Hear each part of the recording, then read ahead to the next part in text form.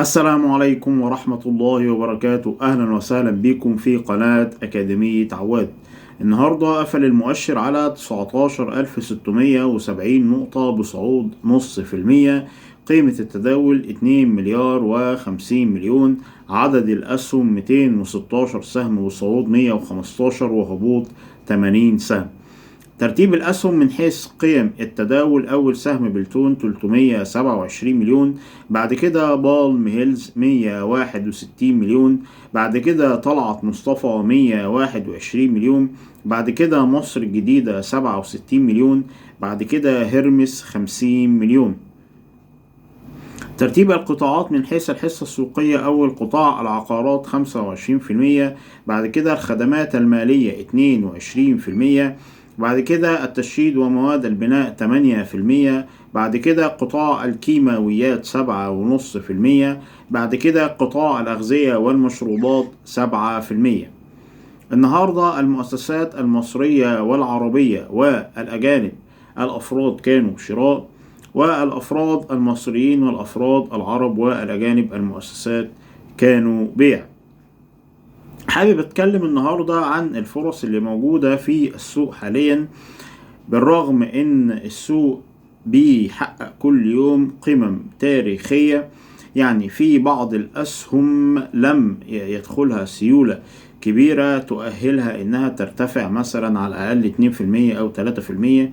في أسهم كتير زي سهم مثلا مدينة نصر، هو حاليا ب 3 جنيه و30 قرش، ومؤهل إن هو يصعد إلى 3 جنيه 40 3 جنيه 45، خصوصا إن في سيولة في قطاع العقارات طبعا بقيادة طلعت مصطفى، نتيجة الأخبار الإيجابية اللي كل يوم بنسمعها عن قطاع العقارات والشغل اللي خدوه في الأراضي بالسعودية والعقارات. طبعا زي ما حضراتكم عارفين إن في نشاط طبعا نتيجة العاصمة الإدارية، وفي نشاط كبير في قطاع العقارات في مصر. طبعا ده يقود هذا القطاع حاليا طلعت مصطفى. طبعا سهم زي سهم اي فاينانس هو بيعمل في قطاع التكنولوجيا والخدمات الرقمية. طبعا النهاردة سهم اي فاينانس اعلن عن ارباح بارتفاع 78% خلال النصف الاول من عام 2023، واقترح كوبون 17 قرش لكل سهم. يمكن بسبب ان الكوبون ده كان ضعيف، فالسهم ما تأثرش بهذا الخبر وظل في مكانه تقريبا، ما ارتفعش وفضل في مكانه 17 جنيه ونص. طبعا هو حتى لو هو ب 17 جنيه ونص فهو حاليا سعره كويس جدا، وان شاء الله قابل ان هو يرتفع الى 18 جنيه او 18 جنيه ونص. فاحنا ممكن نعمل تريدة يومية في هذا السهم برضو، وكذلك في مدينة نصر. سهم زي سهم ام جروب هو حاليا بيجمع في منطقة 4 جنيه 70 قرش عشان يخترق 4 جنيه 85 ويوصل 94 و5 جنيه.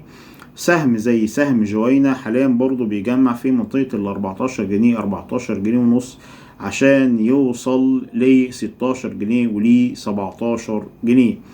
برضو من ضمن الأسهم اللي فيها متاجرة ولكن متاجرة خطرة سهم زي سهم الإسماعيلية للدواجن، وصل إلى 9 جنيه ونص 9 جنيه 60 قرش.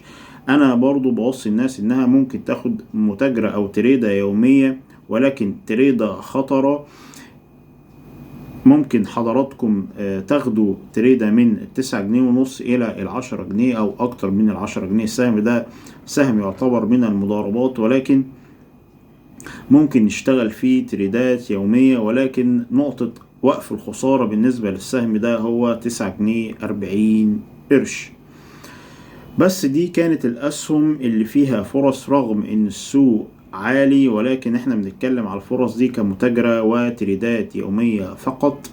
طبعا انا هسيب لحضراتكم اللينكات الخاصة بجروب الفيسبوك وجروب الواتساب للتريدات اليومية تحت في اول كومنت في الفيديو، وادعو حضراتكم للاشتراك في قناة أكاديمية عواد، وانتظروني في فيديوهات قادمة، وشكرا جدا لحضراتكم.